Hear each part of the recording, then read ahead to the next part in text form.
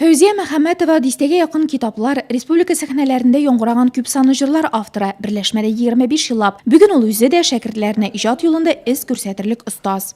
Мин менә үземә мөрәҗәгать иткән яшьләргә бик теләп булышам, бигрәк тә мәктәп укучыларына инде. Аларны да дөньяга чыгарасы, республикага, Казанга танытасы килә. 80-нче еллар уртасында оешкан әдәби берләшмә шушы еллар эчендә язучылар берлеге әгъзаларын булдырды, җирле авторларның дистәләгән җыентыкларына дөнья күрергә булышты. Каләм тибрәтә башлаган яшьләргә иҗат канатлары куйды.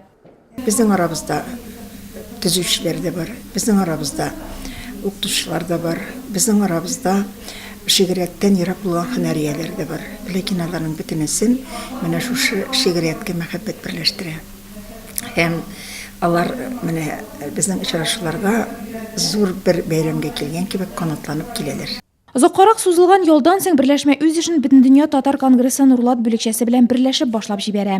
Үзебезнең телебезне, үзебезнең мәдәниятебезне, үзебезнең халкыбызны күтәрәбез. Шулай бит инде күрмәгәннәрне, сөйләшкәннәрне халыкка җиткезәбез. Шәй өстәле артында дәвам иткән сөйләшүнең төп темасы милли рухлы яшьләр тәрбияләү. Бу максаттан берләшмәгә яңа әгъзаларны тарту планлаштырыла. Очрашуда әлегә киң аудиториягә таратмыйча үзләре өчен генә иҗат итүчеләр исемнәре яңгырады. Шуларның берсе Алисия Кәбирова.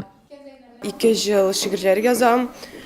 40-тан артык шигырем бардыр инде, 50-дән дә артыктыр инде хәзер. Шулай социаль челтәрдә ВКонтактега куйганым бар.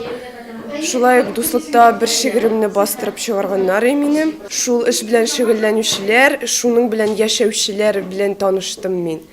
Шуңа күрә бу минем өчен бер зур ачылыш.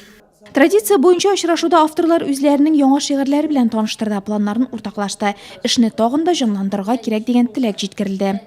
Бу берләшмәне яшәтергә кирәк, яшәртергә кирәк. Менә бүгенчә күпме кеше җыелды, күпме яңа фикерләр ишетелде. Берләшмә әгъзаларының яңа иҗат җимешләрен сезнең игътибарыгызга Нурлатым аналитик тапшыруының 26 апрель Габдулла Тукай туган көненә багышланган чыгарылышында тәкъдим итәбез.